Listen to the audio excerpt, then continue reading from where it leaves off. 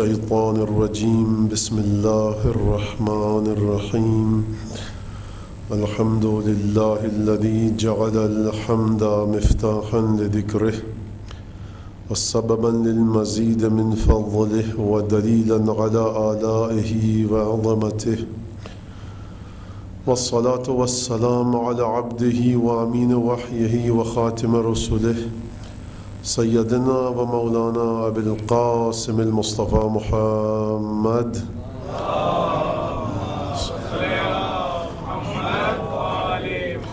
وعلى أهل بيته الطيبين الطاهرين الذين أذهب الله عنهم الرجس وطهرهم تطهيرا واللعن الدائم على أعدائهم أجمعين أما بعد فقد قال الله تبارك وتعالى في قرآنه المجيد وفرقانه الحميد وقوله الحق وهو أصدق القائلين أعوذ بالله من الشيطان الرجيم يعلمون ظاهرا من الحياة الدنيا وهم عن الآخرة هم غافلون. درود بھیجئے محمد آل محمد.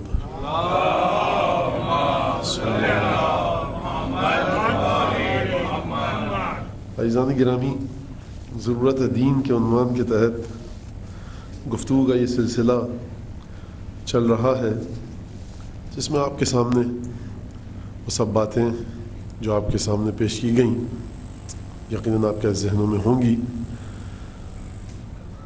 تو جو ایک جملے میں اس بات کو مختصر ترین انداز میں واضح کیا جا سکتا ہے وہ یہ ہے کہ دین کی ضرورت اس لیے ہے کہ انسان مرنے کے بعد جو چیزیں اس کے ساتھ پیش آئیں گی، جن چیزوں کا اسے حساب کتاب دینا ہے، جن چیزوں کی اس دنیا میں ضرورت ہے، اگر دین نہ ہو، دینی قائدین نہ ہو، دینی رہنما نہ ہو، دینی رہبر نہ ہو تو اس کی سمجھ میں وہ باتیں نہیں آ سکتی. اور دین در حقیقت غیب پر سے پردہ اٹھاتا ہے، وہ غیب کہ جس سے انسان اپنا تعلق پیدا نہیں کر سکتا. صرف اور صرف انبیاء کرام نے اپنا تعلق پیدا کیا. انبیاء کو غیب سے ایک علم عطا ہوتا تھا، انبیاء کا غیب سے ایک تعلق ہوا کرتا تھا جو انبیاء کے بعد انبیاء کے اوصیاء میں، انبیاء کے خلفاء میں اور انبیاء جس کو اپنے بعد اپنا جانشین بناتے تھے وہ علم ان ہستیوں تک آتا تھا. کیوں میں نے یہ عرض کیا؟ سورہ جن میں مشہور و معروف آیت ہے کہ پروردگار عالم عالم الغیب ہے، فلا یظہر علی غیبہ احدا الا من ارتضی من رسول. اللہ تعالی عالم غیب ہے، غیب کا علم صرف اللہ کو ہے اور اللہ اپنے اس رسول پر علم غیب کو منکشف کرتا ہے. اللہ اپنے اس رسول کو علم غیب عطا کرتا ہے جس رسول سے راضی ہو جائے. تو یقیناً اپنے انبیاء میں جن رسولوں سے پروردگار راضی رہا، خوشنود رہا، خوشحال رہا، یہ لفظ سمجھانے کے لیے ہے کہ پروردگار جن سے راضی رہا، پروردگار نے یقیناً ان کو اپنا علم غیب عطا کیا. اب وہ ہستیاں ہمیں غیب کے بارے میں جو باتیں بتلائیں گی وہ حق ہوں گی اور سچ ہوں گی، ہمیں ان کو ماننا پڑے گا.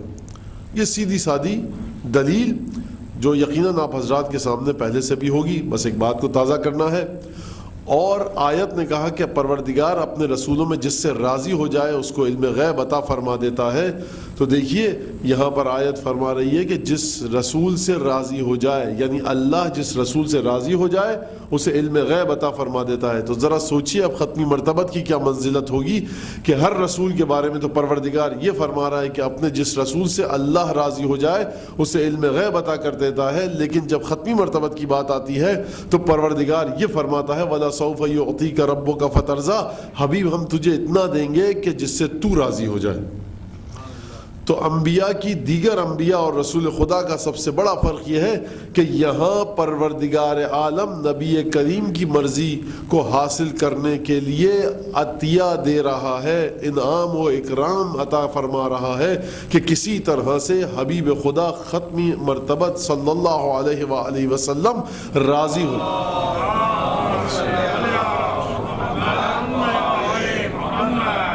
کسی طرح سے ختمی مرتبت پیغمبر اکرم راضی ہو جائیں خداوند تبارک و تعالی سے. تو کل تک کی گفتگو یہاں پر آئی تھی کہ پروردگار عالم نے جس انداز سے توبہ قبول کرنے کے طریقوں کو بتلایا، اور مولا کائنات کی وہ حدیث آپ کے سامنے ہوگی کہ مولا نے کہا کہ توبہ استغفار 6 معانی ہے اس کے، یعنی 6 طرح سے استغفار کی جا سکتی ہے.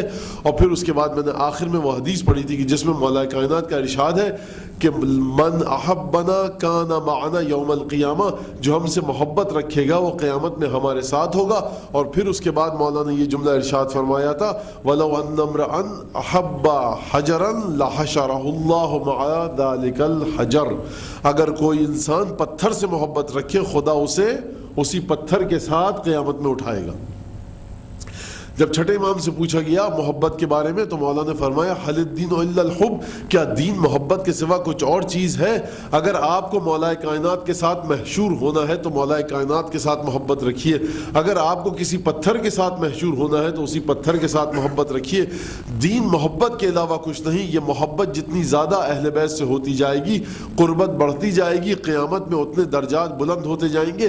حدیث ہے کہ اثبتکم علی الصراط یوم القیامہ اشدکم حبا لمحمد وآل محمد، تم میں سے اس شخص کے قدم سب سے زیادہ پل صراط پر جم کر رہے گا، وہ شخص اس کے قدم سب سے زیادہ جمے رہیں گے پل صراط پر جو سب سے زیادہ محمد و آل محمد سے محبت رکھے گا. درود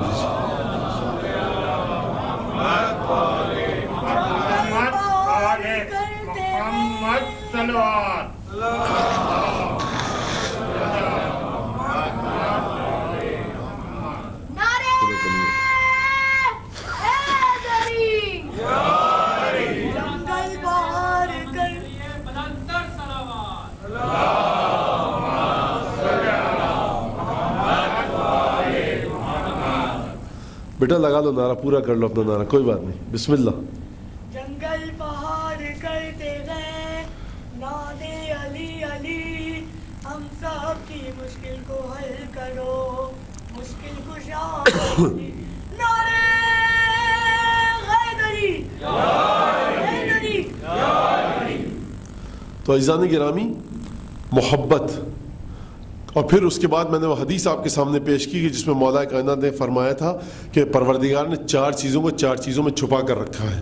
اور پھر اس کے بعد عزاداری کا ثواب، عزاداری کی فضیلت کہ جس کے آنسو بہنے لگیں اس کے رخسار پر 8ویں امام نے فرمایا تیرے سارے گناہ معاف ہو جائیں گے. اب یہاں پر یہ سوال پیش آتا ہے کہ اگر گناہ عزاداری کے ذریعے معاف ہو جائیں گے، اگر آنسو بہے آپ کے گناہ معاف ہو جائیں گے، آپ نے جو گناہ بھی کیا اگر امام یہ فرمائے کہ معاف ہو جائیں گے تو پھر ہم نیک عمل کیوں کریں؟ یہ سوال. اچھا تو اب مجھے بتلائیے کہ ہم میں سے کتنے لوگ، اب یہ ہر شخص اپنے امام کے سامنے اپنے امام کو حاضر و ناظر جان کر اس سوال کا جواب اپنے ذہن میں اپنے آپ کو دے. ہم میں سے کتنے ہی لوگ ایسے ہیں جو ہر دفعہ عزاداری کے بعد کسی نہ کسی گناہ میں مبتلا ہو جاتے ہیں؟ تو پچھلے گناہ معاف ہو گئے، عزاداری کے بعد جو ہم نے گناہ کیے وہ کیسے معاف ہوں گے؟ اور اس کے بعد پھر ایک عزاداری کی، گریہ کیا سید الشہداء پر، آنسو بہہ گئے. تو اس کا مطلب یہ ہے کہ دین میں صرف ایک ہی کام ہونا چاہیے تھا کہ سید الشہداء پر آنسو بہائیے، نہ نماز پڑھیے، نہ روزہ رکھیے، نہ دعا کیجیے، نہ حج پر جائیے، نہ صدقہ دیجیے، نہ خیرات کیجیے، صرف سید الشہداء پر آنسو بہاتے رہیے. جب امام فرما رہے ہیں کہ آنسو بہا لیجیے تو آپ بھی آنسو بہائیے. بقیہ دین کے احکام کہاں جائیں گے؟ اگر یہ سوال سمجھ میں آ گیا تو اب مجھے اجازت دیجیے کہ اس کا جواب دوں، اور 2 پہلوؤں پر آج گفتگو ہوگی. تو دیکھیے عزیزان گرامی، آنسو بہانا وسیلہ ہے ولایت سے تعلق کا کہ مولا ہم آپ کے ساتھ ہیں، آپ کے غم میں ہم آپ کے ساتھ ہیں. جو مولا نے فرمایا چھٹے امام نے، شیعتنا خلق من فاضل طیننا یحزنون لحزننا ویفرحون لفرحنا، ہمارے شیعہ ہماری بچی ہوئی مٹی سے بنے ہیں. جب ہم غمگین ہوتے ہیں تو یہ غمگین ہوتے ہیں، جب ہم خوش ہوتے ہیں تو یہ خوش ہوتے ہیں. یعنی آنسو بہانا ایک طریقہ ہے، ایک وسیلہ ہے، ایک ذریعہ ہے کہ مولا آپ کے غم میں ہم بھی غمگین ہیں.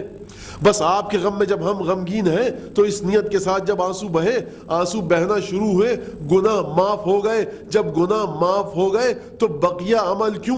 عزیزان گرامی دیکھیے، یہ گناہ وسیلہ ہے ولایت سے تعلق کا. یہ رونا، یہ گریہ وسیلہ ہے ولایت سے تعلق کا. اب اگر کوئی کام ایسا ہو جو اس تعلق کو توڑ دے تو پھر ولایت سے جب تعلق ختم ہو گیا تو اب یہ رونا کسی کام کا نہیں رہے گا. کیا مطلب یہ ہے کہ انسان اس قربانی کو درک کرنے کے بعد جب گریہ کرتا ہے تو یہ گریہ کرنا انعام الہی ہے، عطیہ الہی ہے، موہبت الہی ہے۔ اب خیال رکھیں کہ ان آنسوؤں کے ذریعے اس کا جو تعلق اہل بیت سے جڑ چکا ہے، کہیں کوئی دوسرا ایسا گناہ نہ کر بیٹھے کہ جو اس تعلق کو توڑ دے، ولایت کے اس تسلسل کو ختم کر دے۔ مولا کائنات نے وہ جو کہا تھا کہ خدا نے 4 چیزوں کو 4 چیزوں میں چھپایا ہے، اپنے غضب کو چھپایا ہے اپنی معصیت میں، اور اپنی خوشی کو چھپایا ہے اپنی اطاعت میں۔ تو دیکھیے اب یہاں سے شفاعت کا مسئلہ آتا ہے۔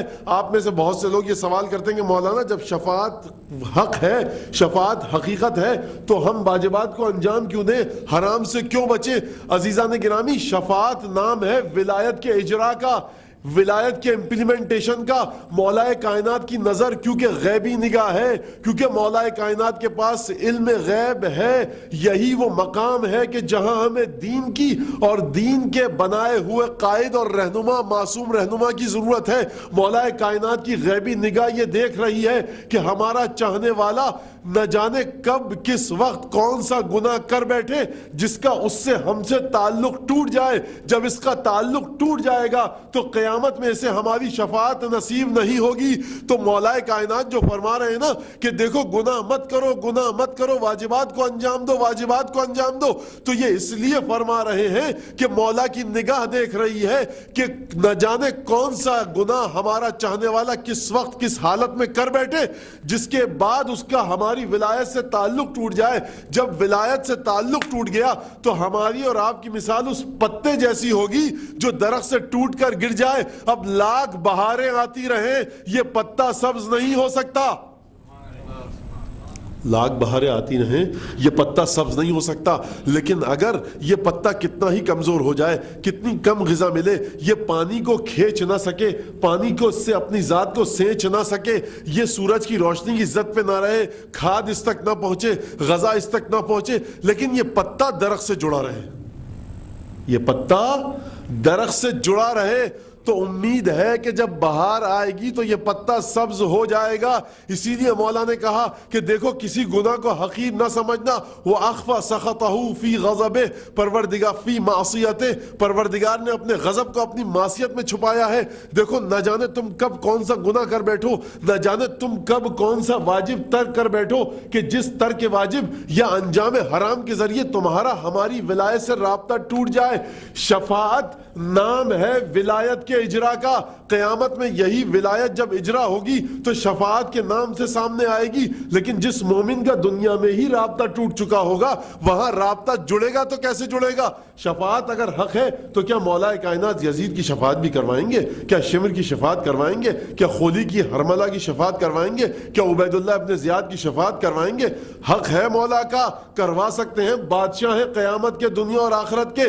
لیکن شمر و یزید نے، خولی نے، سنان نے، حرملہ نے کام ایسا کیا ہے کہ علی ابن ابی طالب سے اپنے رشتے کو توڑ لیا۔ یہ اس پتے کی طرح ہیں جو درخت سے جدا ہو چکے ہیں۔ اب لاکھ بہاریں آتی رہیں، قیامت میں لاکھ لیوائے حمد علی ابن ابی طالب اپنی ہوا پھیلائے، ان تک ہوا نہیں پہنچ سکتی۔ کیوں؟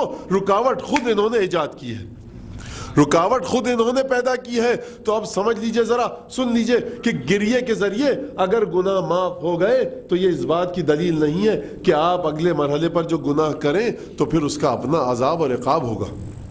اور اگر کسی مومن کا کسی نے مال غصب کیا ہے، کسی نے کوئی دوسرا گناہ کیا ہے، تو جب تک وہ مومن معاف نہیں کرے گا اس وقت تک وہ گناہ معاف نہیں ہوگا۔ اب یہاں پر ولایت کیا اپنے کرشمے دکھاتی ہے؟ اگر کوئی مومن اس دنیا سے چلا جائے اور اس کی گردن پر کسی دوسرے مومن کا حق ہو تو اب ولایت یہاں پر کیسے شفاعت کرے گی، یہ ایک الگ بحث ہے۔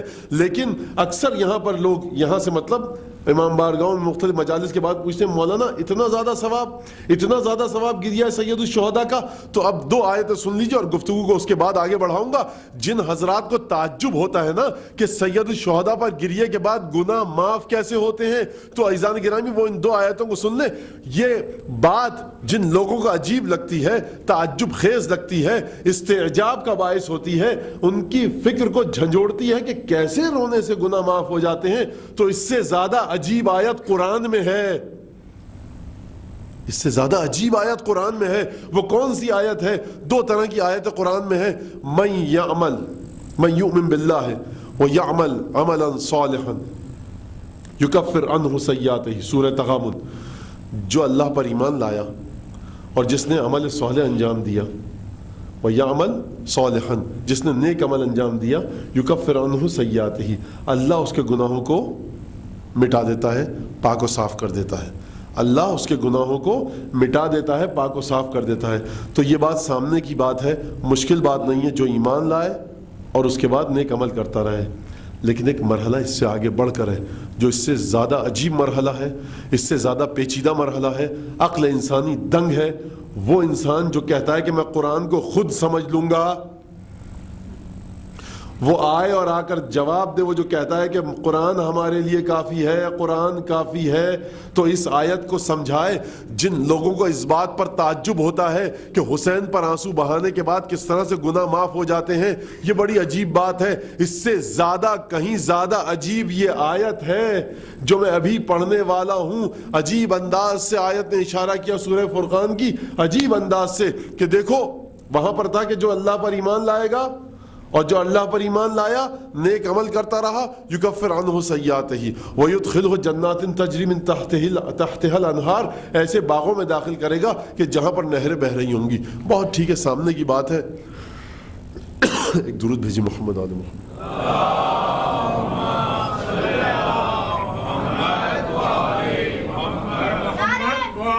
محمد صلوات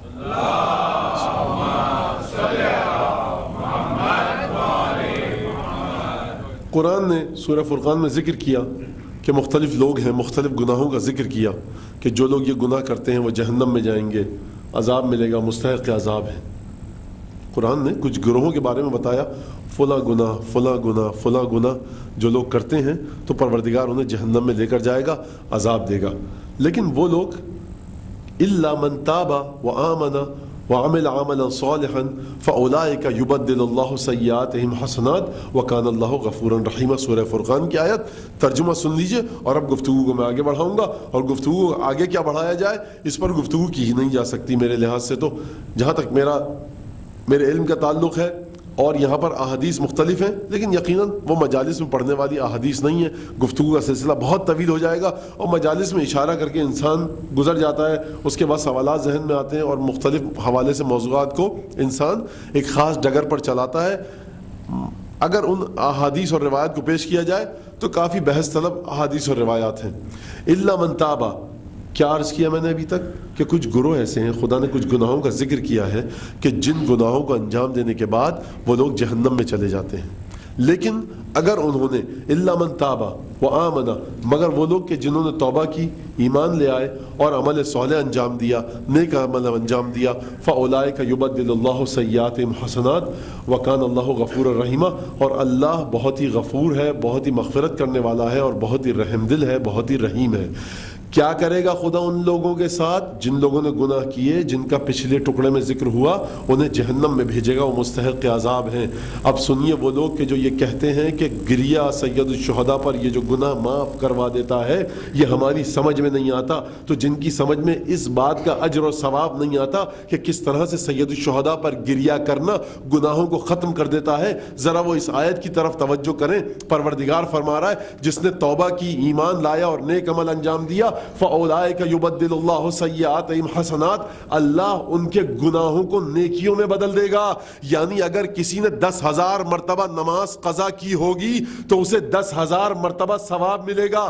اگر کسی نے 10,000 مرتبہ غیبتیں کی ہوں گی تو پروردگار غیبتوں کے 10,000 گناہوں کو ثواب میں بدل دے گا۔ اگر کسی نے 10,000 مرتبہ جھوٹ بولا ہوگا تو پروردگار 10,000 جھوٹوں کو 10,000 نیکیوں میں تبدیل کر دے گا۔ حضور، آپ کی عقل میں تو سید الشہداء پر گریہ کا ثواب سمجھ میں نہیں آ رہا تھا نا، آپ اعتراض کر رہے تھے قرآن کی اس آیت کا کیا جواب دیں گے کہ جس میں خدا یہ فرما رہا ہے کہ تمہارے گناہوں کو نیکیوں میں بدل دے گا۔ وہ درجہ اور تھا کہ جہاں گناہوں کو مٹا دے گا، یہ ایک عجیب درجہ ہے، سمجھ میں نہ آنے والی بات ہے، عقل میں گنجائش نہیں اس بات کے سمجھنے کی۔ فاولئک یبدل اللہ سیئاتہم حسنات، اللہ ان کی نیکیوں کو، ان کے گناہوں کو نیکیوں میں بدل دے گا۔ وَكَانَ اللَّهُ غَفُورًا رَحِيمًا، اور اللہ بہت ہی مغفرت کرنے والا ہے، بہت ہی رحیم ہے۔ تو حضور ابھی تو آپ کی عقل اس گریہ کو نہیں سمجھ پائی تھی، اس آیت کو آپ کیسے سمجھیں گے؟ اگر نہ ہو معصوم کی روایت تو کوئی مائی کا لال دعویٰ نہیں کر سکتا کہ یہ ہوگا کیسے۔ وہ خدا جو گناہ پر عذاب دے گا، زیادہ سے زیادہ کرم کا تقاضا یہ ہے کہ گناہ کو معاف کر دے، مٹا دے، پاک کر دے۔ یہ عجیب فلسفہ ہے، یہ عجیب حکمت ہے کہ بس ہے کچھ لوگ کہ خدا جن کے گناہوں کو نیکیوں میں تبدیل کر دے گا۔ یہ کس منزلت پر ہیں حضور؟ ہماری عقل کی حقیقت کیا ہے؟ ہم تو گریہ سید الشہداء میں پھنسے ہوئے ہیں کہ یہ گناہوں کو معاف کیسے کرے گا۔ انسان کی نادان اور جاہل انسان کی عقل ابھی یہیں پر اٹکی ہوئی ہے، پھنسی ہوئی ہے کہ گریہ گناہوں کو کیسے صاف و پاک کرے گا۔ خدا نے آگے بڑھ کر ایک آیت پیش کر دی قرآن میں کہ دیکھو تمہاری سمجھ میں تو گناہوں کی مغفرت کا سلسلہ نہیں آ رہا نا، جا کر آیت پڑھو۔ ہم نے کیا کہا؟ ہم تمہارے گناہوں کو نیکیوں میں بدل دیں گے، ہم تمہارے گناہوں کو نیکیوں میں بدل دیں گے۔ تو ہوگا نا کوئی سلسلہ، ہوگا کوئی مرحلہ، اس مرحلے کو جو طے کرے گا ہم اور آپ میں سے، وہ اس منزلت پر پہنچے گا نا کہ خدا ہمارے گناہوں کو نیکیوں میں بدل دے گا۔ جتنے گناہ ہوں گے وہ گناہ نہیں رہیں گے۔ کیا مولانا مٹ جائیں گے؟ جی نہیں، مٹیں گے نہیں، وہ گناہ نیکیوں میں بدل جائیں گے۔ یہ کون سی منزلت ہے؟ یہ کون سا درجہ ہے؟ اب یہ خدا جانے یا وہ جانے کہ جس پر قرآن نازل ہوا، یا وہ ہستیاں جانے کہ جن کو قرآن کا علم عطا ہوا۔ ایک درود بھیجیے محمد آل محمد۔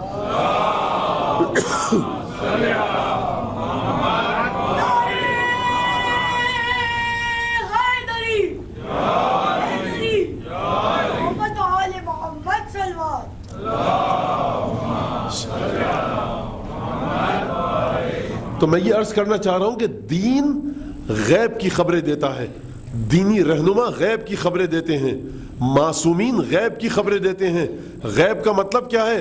کہ آپ کی سمجھ میں بات آئے یا نہ آئے آپ کو ماننی ہے۔ بھائی آپ یہاں سے دیوار کو دیکھ رہا ہوں، میں دروازے کو دیکھ رہا ہوں، سیڑھی کو دیکھ رہا ہوں، اب اس کے پیچھے ادھر کیا ہو رہا ہے مجھے نہیں پتا۔ اب اگر ہم میں سے کوئی وہاں جائے گا اور آپ کو اس کی زبان پر اعتماد ہوگا، اس کے قول و فعل پر اعتماد ہوگا، اور وہ آ کر بتائے گا کہ سڑک پر فلاں گاڑی فلاں انداز میں کھڑی ہوئی ہے، یا سڑک پر ٹریفک جام ہو چکا ہے، یا سڑک بند کر دی گئی ہے، تو آپ اس کی بات مان لیں گے۔ کیوں مانیں گے؟ آپ کہیں گے یہ دیوار ہمارے سامنے ہے، دیوار کے اس طرف ہمارے لیے غیب ہے، یہ وہاں سے دیکھ کر آیا ہے۔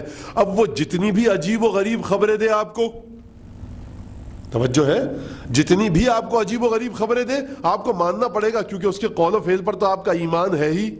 آپ اس کو متدین، مذہبی، دیندار، پاک و صاف، ایماندار شخص مانتے ہیں، سچا شخص مانتے ہیں۔ یہ گیا وہاں سے جو بتلا رہا ہے اب آپ کو ماننا پڑے گا۔ اب یہاں پر آپ اپنی عقل کے ذریعے اس شخص کا مقابلہ نہیں کر سکتے جو دیوار کے اس طرف دیکھ کر آ رہا ہے۔ حضور آپ اپنے جیسے غیر معصوم انسان کی عقل اور علم کا مقابلہ نہیں کر سکتے جو دیوار کے اس طرف دیکھ کر آ رہا ہے۔ آپ کی اور ہماری عقل اس رسول کی عقل کا مقابلہ کرے گی جو معراج کی تاریکیوں کو چیر کر آ چکا ہے۔ یہ دین ہے جو بتاتا ہے کہ غیب میں کیا ہو رہا ہے۔ عجیب مرحلہ دیکھیے، سماج کے ایک عجیب مرحلے کی جانب سورہ صاد کے اندر اشارہ کیا پروردگار نے، وَإِنَّ كَثِيرًا مِنَ وَإِنَّ الْخُلَطَاءَ لَيَبْغُونَ بَعْضُهُمْ عَلَى بَعْضٍ، اور بہت سے لوگ کہ جو ساتھ اٹھتے بیٹھتے ہیں، ساتھ رہتے ہیں، جن میں اچھے تعلقات ہیں، جن میں اچھے ریلیشن شپ ہے، لَيَبْغُونَ بَعْضُهُمْ عَلَى بَعْضٍ، ان میں سے بہت سے لوگ ایسے ہیں کہ جو لوگ ایک دوسرے کے حق کو غصب کرتے ہیں، حق تلفی کرتے ہیں۔ إِلَّا الَّذِينَ آمَنُوا وَعَمِلُوا الصَّالِحَاتِ وَقَلِيلٌ مَّا هُمْ، مگر وہ لوگ کہ جو ایمان لائے اور نیک عمل کرتے رہے، اور ایسے لوگ کتنے ہی کم ہیں۔ اب مجھے بتلائیے ذرا، ہم میں سے ہر شخص شاید اس بات کی شکایت کرے کہ دیکھیے ہمارا اپنے پڑوسی کے ساتھ بڑا گہرا تعلق تھا، لیکن انہوں نے ہماری فلاں تلفی کر دی، ان کے گھر میں مجلس ہوئی تو ہم نے اپنا گھر خالی کر دیا، ہمارے گھر میں مجلس ہوئی تو انہوں نے اپنا گھر ہمیں نہیں دیا، ہمیں گاڑی کی ضرورت تھی تو انہوں نے ہمیں نہیں دی، ہم نے ان کو دے دی۔ اسی طرح سے معاشرے میں، رشتہ داروں میں، دوستوں میں یہی سلسلہ چلتا رہتا ہے۔ قرب و جوار سے، دور سے، نزدیک سے شکایتیں سننے میں آتی ہیں کہ ہم نے فلاں رشتہ دار کے ساتھ یہ نیکی کی، انہوں نے جب ہمارا وقت پڑا تو ہمارے ساتھ یہ نیکی نہ کی۔ تو قرآن اسی بات کو خوبصورت انداز میں پیش بھی کر رہا ہے اور اس کا حل بھی پیش کر رہا ہے۔ اب دیکھیے دین کی ضرورت کیوں ہے؟ معاشرے کے مسائل کو بھی سمجھنا ہے تو دین کی ضرورت آپ کو ہے کہ سماج کے مسائل حل کیسے ہوتے ہیں۔ قرآن سورہ صاد میں اعلان کر رہا ہے کہ دیکھو وہ لوگ لوگ کہ جن کی بڑی اچھی ریلیشن شپ ہوتی ہے. وَإِنَّ كَثِيرًا مِنَ الْخُلَطَاء, بہت سارے ایسے خلطاء جو ہوتے ہیں جو مخلوط رہتے ہیں, ریلیشن شپ اچھی ہوتی ہے. لَيَبْغِ بَعْضُهُمْ عَلَى بَعْضٍ, ان میں سے بہت سے لوگ ایسے ہوتے ہیں جو ایک دوسرے کی حق تلفی کرتے ہیں. کون سے لوگ حق تلفی نہیں کرتے؟ إِلَّا الَّذِينَ آمَنُوا وَعَمِلُوا الصَّالِحَاتِ, وہ لوگ جو با ایمان ہوتے ہیں اور نیک عمل کرتے ہیں وہ صرف حق تلفی نہیں کرتے. وَقَلِيلٌ مَّا هُمْ, اور کہ ایسے لوگ کتنے کم ہیں. اب دیکھیے, اگر کوئی آپ کے ساتھ حق تلفی کرے, آپ کے حق پر ڈاکہ ڈالے, آپ کے حق پر تجاوز کرے, آپ کے حق کو آفینڈ کرے, تو دیکھیے قرآن کہہ رہا ہے کہ یہاں پر وہ بچ سکے گا کہ جو ایمان لایا اور نیک عمل کرتا رہا. آپ نیکی کرتے جائیے, یہ مت دیکھیے کہ کس نے آپ کے ساتھ کس انداز سے نیکی کی, کیوں قرآن فرما رہا ہے وَقَلِيلٌ مَّا هُمْ, ایسے لوگ کتنے کم ہیں.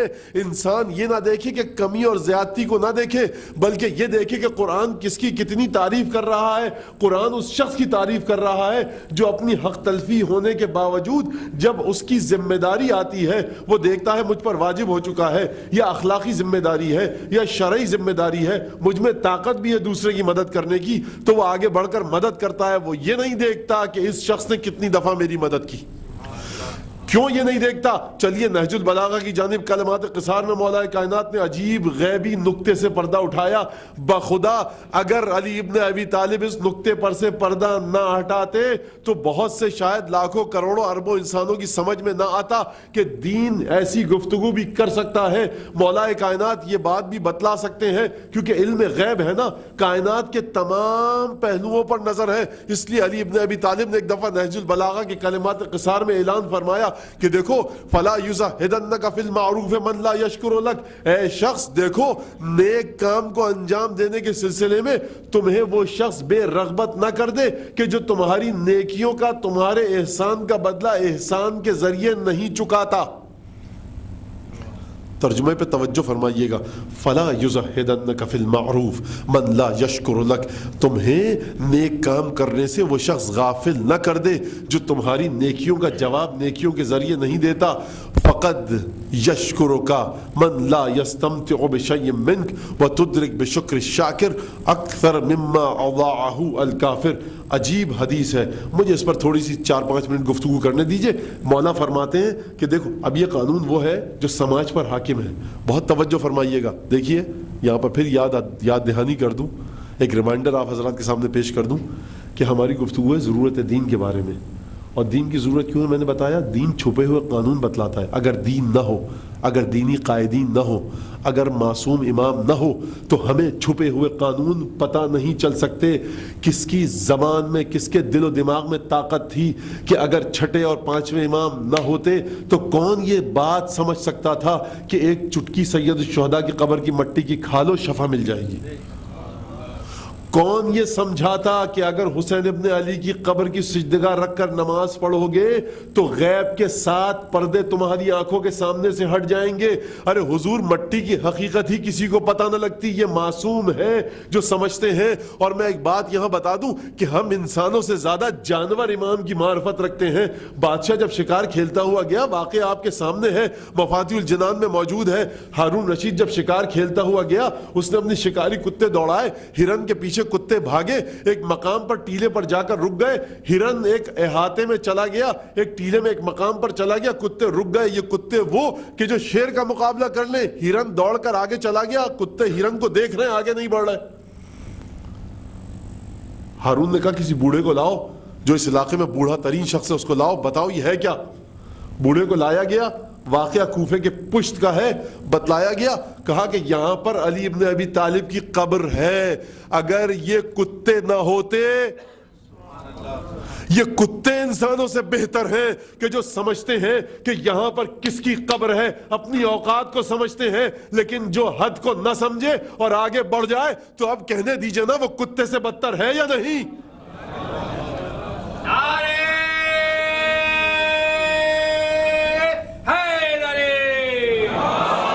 بھائی ولی اللہ کی قبر ہے یہاں پر, کتے رک گئے, ہرن آگے بڑھ گئے. بڑا عجیب نقطہ ہے. ہرن جانتے ہیں کہ آگے بڑھ جائیں گے, کتے پیچھے نہیں آئیں گے. کتے جانتے ہیں کہ یہاں سے آگے نہیں بڑھ سکتے.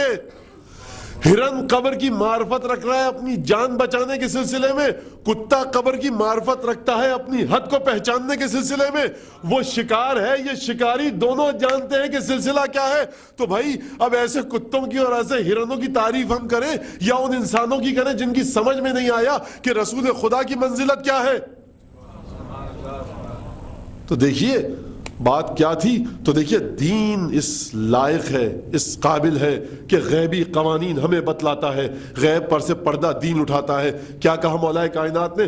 تمہیں وہ شخص نیک کام کرنے کے سلسلے میں بے رغبت نہ کر دے، نیک کام کرنے میں تمہارا دل اچاٹ نہ ہو جائے۔ نیک کام کو دیکھو خبردار ہرگز ہرگز ترک مت کرنا، کیونکہ تم یہ نہ کہنا کہ ہم نے فلاں شخص کے ساتھ نیک کام کیا تھا، اس نے تو ہماری نیکی کا نیکی کے ساتھ جواب نہیں دیا۔ مولا کائنات دیکھیے دنیا کی سوچ یہ کہتی ہے کہ جو تمہارے ساتھ نیکی کرے تم اس کے ساتھ نیکی کرو، لیکن فکر علی ابن ابی طالب سوچئے ذرا، دیکھیے اگر علی نہ ہوتے تو یہ معاشرے میں دینی فکر نہ آتی۔ یہ جو ہمارے درمیان آج یہ مقولہ ہے نا، ہمیں تو نیک کام کرنا ہے، کوئی ہمارا شکریہ ادا کرے یا نہ کرے، پورے معاشرے میں یہ جملہ گردش کرتا ہوا نظر آتا ہے، ہمیں مولا کے نام پر کھانا کھلانا ہے، کوئی شکریہ ادا کرے یا نہ کرے۔ نوحہ خان کہتا ہے ہمیں مولا کے نام کا نوحہ پڑھنا ہے، کوئی تعریف کرے یا نہ کرے۔ فرش عزا بچھانے والا کہہ رہا ہے کہ ہمیں فرش عزا بچھانا ہے، کوئی تعریف کرے یا نہ کرے۔ ہم اس کے لوگوں کے ساتھ احسان کریں گے، نیکیاں کریں گے، چاہے کوئی شکریہ ادا کرے یا نہ کرے۔ تو علی ابن ابی طالب کا ایک چھوٹا سا جملہ پورے معاشرے کی اصلاح کر گیا۔ تو سوچئے اگر ذات علی ابن ابی طالب ہمارے درمیان ہوتی تو کس انداز سے ہماری اصلاح ہو جاتی۔ کہا کہ فلا یزہدنک فی المعروف من لا یشکر لک، خبردار نیک کام کرنے کے سلسلے میں تمہیں وہ شخص بے رغبت نہ کر دے، تم اکتا نہ جاؤ نیک کام کے سلسلے میں۔ کیوں اکتا نہ جانا؟ کہ اگر تم کسی کے ساتھ نیکی کرو اور وہ تمہاری نیکی کا نیکی سے جواب نہ دے تو نیک کام کرنے کے سلسلے میں اکتا مت جانا۔ یہ نہ کہنا میں نے اتنی مرتبہ اس کے ساتھ نیکیاں کی، اس نے میری نیکی کا جواب احسان کا جواب احسان سے نہ دیا۔ اب کیوں نہ کرنا؟ مولا خود فرما رہے ہیں فقد یستمتعو فقد یشکرک من لا یستمتع بشیء منک، کیونکہ اے انسان یاد رکھیو کبھی کبھی تو اپنی نیکی کا جواب کسی ایسے شخص سے دریافت کرے گا، تو اپنی نیکی کا ثواب اور جزا ایسے شخص سے وصول کرے گا کہ جس نے کبھی تیری ذات سے کوئی فائدہ ہی نہ اٹھایا ہوگا۔ کسی نے تیری ذات سے فائدہ ہی نہ اٹھایا ہوگا۔ وَتُدْرِكْ بِشُكْرِ الشَّاكِرِ أَكْثَرْ مِمَّا أَضَاعَهُ الْكَافِرُ، اور تو اس اجنبی شخص کی نیکی کی وجہ سے تجھے خدا اتنا دے گا کہ جتنی تو توقع کر رہا تھا نا اس شخص سے کہ جس کے ساتھ تو نے نیکی کی تھی کہ یہ میرے احسان کا بدلہ احسان کے ذریعے چکائے، اس نے احسان کا بدلہ احسان کے ذریعے نہ چکایا۔ جتنی تجھے اس شخص سے توقع تھی کہ جس کے ساتھ تو نے نیکی کی تھی کہ یہ میرے ساتھ اتنا احسان کرے گا، پروردگار تجھے اس اجنبی کے ذریعے اتنا دے دے گا کہ جس کی تجھے توقع ہی نہ تھی۔ اب میں ایک مثال دے دوں تاکہ نوجوان جو میرے بچے بیٹھے ہیں ان کی سمجھ میں آ جائے، ان کی سمجھ میں آ جائے۔ آپ نے کبھی کسی کو، اب یہ پہلے تھا، ایک سکہ دے دیجئے حضور ٹیلی فون کرنا ہے، آپ نے سکہ نکال کر دے دیا یا کارڈ دے دیا اپنا، آپ نے کہا میں کیوں دوں، لیکن ایک سوچ ہوتی ہے بیچارہ گرفتار ہے، پھنسا ہوا ہے مشکل میں، ٹیلی فون بوتھ کے باہر کھڑا ہوا ہے، آپ نے سکہ دے دیا، ایک دو سکے دے دیا، اپنا کارڈ دے دیا یا موبائل پہ فون کروا دیا، یا کوئی بوڑھا کھڑا ہوا ہے وہاں پر، آپ جا رہے تھے، آپ نے کہا اچھا یہ مسقط کی بات کر رہا ہوں، کراچی میں کبھی ایسا نہ کیجیے گا خدا کے لیے، تو آپ نے گاڑی میں بٹھا لیا اور آپ چھوڑ کر آ گئے، اس نے شکریہ ادا کیا، شکریہ ادا نہیں کیا، آپ نے کہا عجیب آدمی تھا، شکریہ بھی ادا نہیں کیا، کہیں دوبارہ یہ صاحب ملے آپ کو، آپ کی طرف مڑ کے دیکھا بھی نہیں، آپ نے کہا دیکھا میں نے گاڑی میں بٹھایا، اتنی دور لے کر گیا اور تھوڑا سا آف دی روٹ بھی گیا، مجھے ادھر جانا تھا، 3-4 کلومیٹر ادھر چلا گیا، ضعیف تھے، کوئی معذور ہے، کوئی کسی مشکل میں گرفتار ہے، بہرحال آپ نے اس کو اپنی گاڑی میں بٹھایا چھوڑ دیا، آپ نے کہا عجیب آدمی تھا، شکریہ بھی ادا نہیں کیا، کئی دفعہ مجھے دیکھ چکا ہے، مسکرا کر دیکھتا بھی نہیں ہے۔ مولا کیا فرما رہے ہیں؟ خبردار بے رغبت نہ کر دے تمہیں اس شخص کی بے رخی کہ جس کے ساتھ تم نے احسان کیا۔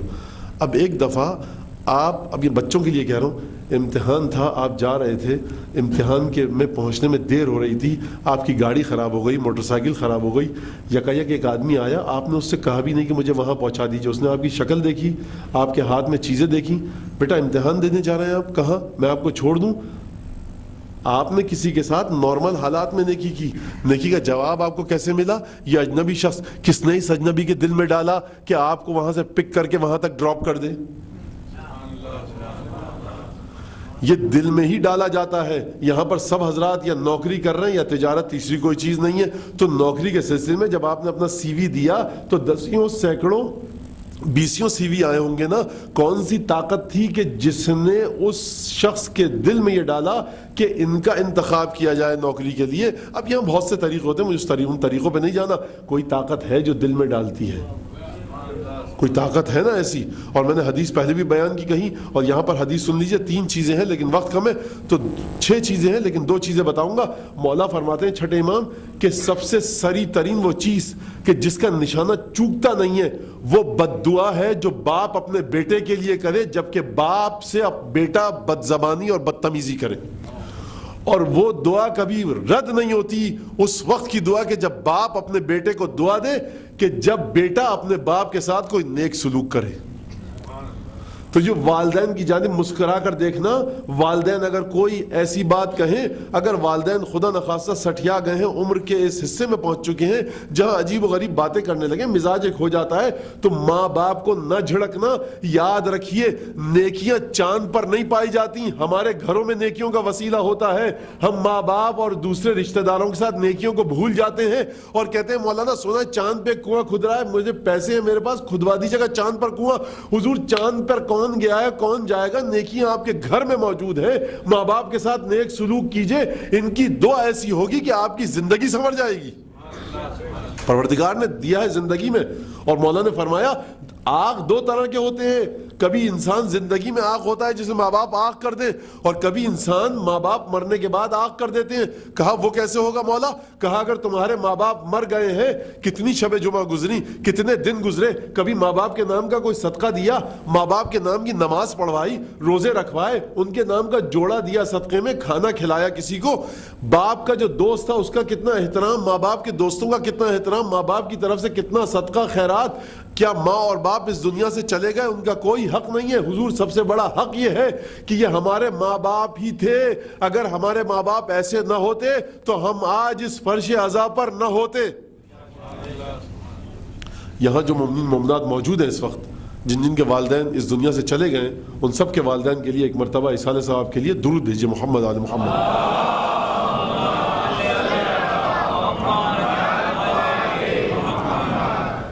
تو دین یہ سکھلاتا ہے ہمیں, غیبی چیزوں پر سے رازوں کو فاش کرتا ہے کہ غیب میں کیا ہے, اور ہم مانتے ہیں, سمجھتے ہیں. اور یہ دین ہے کہ جو انسان کو اس قابل بناتا ہے کہ وہ بدترین سے بدترین حالتوں میں ہو, بدترین سے. ایک درود بھیجیے ذرا محمد علیہ.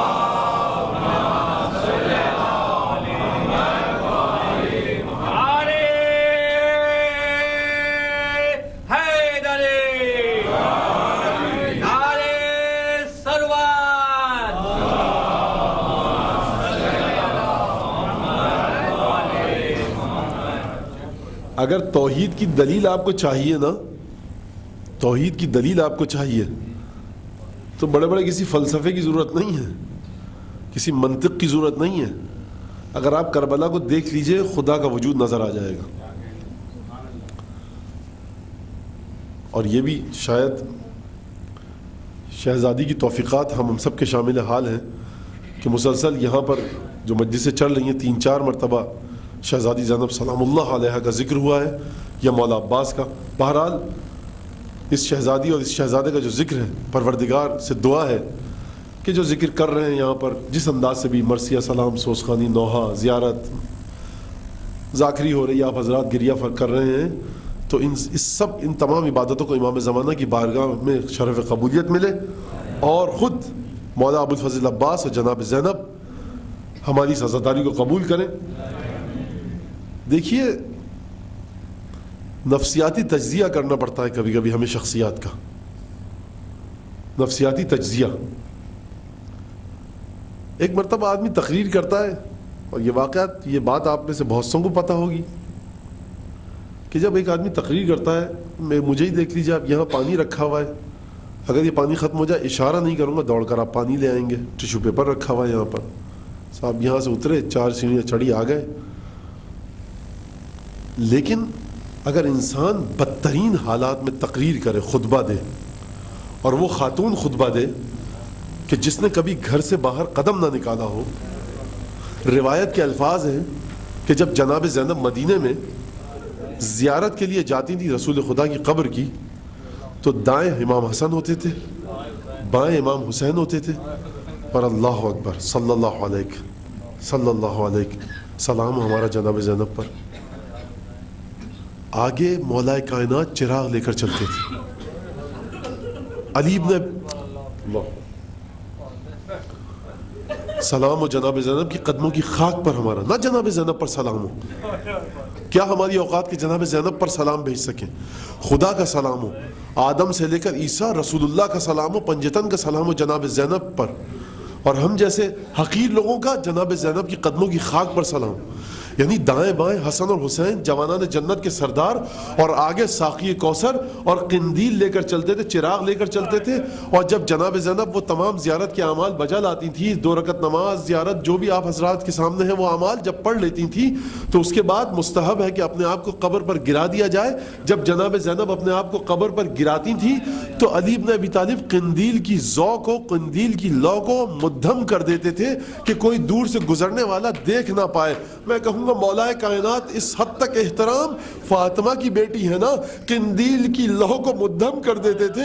میں کہوں گا مولا کائنات ذرا آئیے بازار کوفہ میں, آپ کی بیٹی نے خطبہ دیا ہے. مولا نے کتنے خطبے دیے, بڑے عجیب و غریب خطبے دیے ہیں. توحید پر خطبہ دیا, ہر چیز پر, معاد پر خطبہ دیا, رسول خدا کے مقامات پر خطبہ دیا, قیامت پر خطبہ دیا. لیکن میں کہوں گا مولا جب بھی آپ نے خطبہ دیا نا, اگر گلا خشک ہوتا ہوگا نا تو پانی مل جاتا ہوگا. آئیے جناب زینب کی آواز کو دیکھیے مولا, کہ اس طاقت اور قوت کے ساتھ خطبہ دیا کہ آپ کا صحابی بول اٹھا, یہ علی مرتضیٰ کے لہجے میں کون خطبہ دے رہا ہے؟ سلام ہو ہمارا اس شہزادی پر کہ جس کے 18 چاند سے بھائی مر جائیں, حسین کا سر نو کے نیزہ پر ہو, لیکن جب خطبہ دینے پر آئے تو آواز میں کپکپاہٹ نہ ہو, بدن پہ تھر تھراہٹ نہ ہو, کئی پہر کی بھوک اور پیاس ہو, لوگ صدقے کے کھجور پھینکے, صدقے کی روٹیاں پھینکے, اس بی بی کو جلال آئے, بچوں کے منہ سے کھجور کھینچ کر نکال لے اور کہے ہم آل محمد ہیں, صدقہ ہم پر حرام ہے. ایک دبدبے کے ساتھ, ایک طاقت کے ساتھ خطبہ دے. کوئی نہ کوئی طاقت ہے جو زینب کے قلب کو تقویت کر رہی ہے. جب ایک دفعہ قتل گاہ سے گزارا گیا, سید سجاد نے جب بابا کے لاشے کو دیکھا, چچا عباس کے لاشے کو دیکھا, علی اکبر کے لاشے کو دیکھا, ایک دفعہ سید سجاد کا رنگ متغیر ہو گیا. آپ جانتے ہیں نا کہ سید سجاد کو جب گلے لگایا تھا حسین نے اور رخصت ہوئے تھے, سید سجاد پر غشی کا عالم تھا. اب کچھ افاقہ ہوا, جب قتل گاہ سے گزرے تو دیکھا بابا کا لاشا یہاں پڑا ہے, یہاں چچا عباس کے بازو قلم ہوئے ہیں, لاشا پڑا ہے, یہاں بھائی علی اکبر ہیں, یہاں اولاد عقیل و جعفر ہیں. ایک دفعہ بنی ہاشم کے جوانوں کے لاشیں دیکھے, بابا کے ساتھیوں کے لاشیں دیکھے, چہرے کا رنگ متغیر ہوا. نزدیک تھا کہ روح ساتھ چھوڑ دیتی. زینب نے آگے بڑھ کر پکارا, مالی اراک تجود من نفسک یا بقیت جدی و ابی و اخی, اے بیٹا سجاد تمہیں کیا ہو رہا ہے, تمہارے چہرے کا رنگ کیوں متغیر ہو رہا ہے؟ اے میرے نانا, میرے بابا اور میرے بھائی کی یادگار. جملہ دیکھیے, بھتیجا نہیں کہا, یہ کہا میرے بابا, نانا اور بھائی کی یادگار. یعنی اس عالم میں بھی زینب کے حواس اپنے مقام پر ہیں, امامت کے تسلسل کو بتلا رہی ہیں. کہا سید سجاد غم نہ کرنا, یہ جو تم لاشیں دیکھ رہے ہو نا, واللہ ان ھذا لحد الی ابیکا و الی جدکا, اے سید سجاد یہ جو حسین اور حسین کے ساتھیوں کے لاشیں دیکھ رہے ہو نا, یہ خدا کا وہ وعدہ ہے جو حسین نے وفا کر کے دکھلایا ہے. اے بیٹا سجاد غم نہ کرنا, ایک قوم ایسی آئے گی لا یعرفونہم فرائنۃ العصر, کہ جنہیں دنیاوی ظالم بادشاہ نہیں جانتے, وہ آ کر اس قبر کو بنائیں گے وَيَنْصَبُونَ عَلَمًا لِقَبْرِ أَبِيكَ سَيِّدِ الشُّهَدَاء، تیرے باپ کی قبر پر ایک نشان لگائیں گے، ایک علم لگائیں گے، اور یہ دنیاوی حکمران جتنا چاہیں تیرے باپ کی قبر کو مٹائیں، مٹا نہ پائیں گے، دور دور سے لوگ زیارت کرنے آئیں گے۔ آپ دیکھیے کہ یہ کون سا علم ہے جس بی بی کے ہاتھ بندھے ہو، 18 بھائیوں کے کٹے ہوئے سر کو دیکھیں، کتنی تقویت ہے، کتنی طاقت ہے، کتنا ایمان ہے کہ کٹے پھٹے لاشوں کو دیکھنے کے باوجود بی بی یہ کہہ رہی ہیں کہ ایک دفعہ قبر بھی بنے گی، ایک دفعہ حرم بنے گا۔ اور اس کے بعد بی بی آگے بڑھی، جب کوفے میں گئیں تو عجیب انداز سے خطبہ دینا شروع کیا، کہا یا اہل القتل والغدر، اے کوفے والوں، اے غدار لوگوں، تم جانتے ہو ای دم لرسول اللہ سفکتم، کہ تم نے رسول کے کس گھرانے کے کس فرد کا خون بہایا ہے، وَأَيَّ حُرْمَةٍ لَهُ انتهكتم، اور تم نے رسول خدا کی کون سی حرمت کو پامال کیا ہے۔ اور اس کے بعد گفتگو فرما رہی ہیں، ایک دفعہ جلال کے عالم میں کہا کادت السماء ان تمطر دما، نزدیک ہے کہ آسمان سے خون کی بارش ہو۔ بس جیسے ہی جلال کے عالم میں بی بی نے یہ جملہ کہا، سید سجاد نے ہاتھ اٹھایا اور یہ کہا پھوپھی اماں یا عمت اسکتی فإنک عالمۃ غیر معلمۃ وفاہمۃ غیر مفاہمۃ، یعنی کیا مطلب؟ پورا خطبہ ختم ہو گیا جیسے ہی بی بی نے یہ کہا کہ نزدیک ہے کہ آسمان خون کی بارش کرے۔ اس موقع پر سید سجاد نے کیوں روکا؟ سید سجاد جانتے ہیں کہ میری پھوپھی کا مقام وہ ہے کہ ادھر پھوپھی کی زبان سے یہ لفظ نہیں نکلے گا آسمان سے خون کی بارش شروع ہو جائے گی۔ کہا پھوپھی اماں رک جائیے، اس سے آگے کچھ نہ کہیے گا۔ یعنی امام کی زبان میں طاقت ہے کہ جو زینب کو روک سکے۔ میں کہوں گا بی بی اتنی طاقت تھی آپ کی زبان میں، کاش جب یہ درے لگا رہے تھے، یہ ظالم تازیانے لگا رہے تھے، جب سید سجاد کی پشت سے بستر کھینچا گیا، جب سکینہ کے کانوں سے گوہر چھن رہے تھے، جب سکینہ تماچے کھا رہی تھی، اے کاش بی بی اگر اشارہ کر دیتی تو یہ ظلم نہ ہوتے۔ لیکن زینب کبریٰ وہ ہے کہ جو اطاعت الہی جس کا شعار ہے، حسین کے حکم کی پابند ہے۔ الا لعنت اللہ علی القوم الظالمین وسيعلم الذين ظلموا أي منقلب ينقلبون۔ اللهم كل وليك الحجة ابن الحسن صلواتك عليه وعلى آبائه في هذه الساعة وفي كل ساعة، وليا وحافظا وقائدا وناصرا ودليلا وعينا حتى تسكنه أرضك طوعا وتمتعه فيها طويلا۔ اللهم بحق فاطمة وأبيها وبعلها وبنيها والسر المستودع فيها، صل على محمد وآل محمد وعجل فرجهم وأهلك عدوهم من الجن والإنس من الأولين والآخرين۔ پالنے والے جو مومن مومنات یہاں موجود ہیں ان کی جان مال عزت آبرو کی حفاظت فرما، تمام مومن مومنات کی جان مال عزت آبرو کی حفاظت فرما، تمام مومن مومنات خصوصاً جو یہاں مومن مومنات موجود ہیں پروردگار، ان میں اگر کوئی تنگ دست ہے، نادار ہے، قرض دار ہے، پریشان حال ہے، بے اولاد ہے، بے روزگار ہے، پروردگار ان کی مشکلات کو دور فرما۔ پروردگار امام زمانہ کے قلب مقدس سے ہر غم و اندوہ کو دور فرما، امام زمانہ کے قلب مقدس میں ہر خوشی شادمانی شاد کامی کو ڈال دے۔ پروردگار مملکت عمان کی حفاظت فرما، سلطان عمان کی حفاظت فرما، حاسدوں کے شر سے محفوظ فرما، انہیں طول عمر عطا فرما۔ پروردگار ہمیں امام زمانے کے انصار عوام میں شامل ہونے کی توفیق عطا فرما، امام زمانے کے ظہور میں تعجیل فرما۔ دعاؤں کی قبولیت کے لیے مل کر بلند آواز سے صلوات دیں۔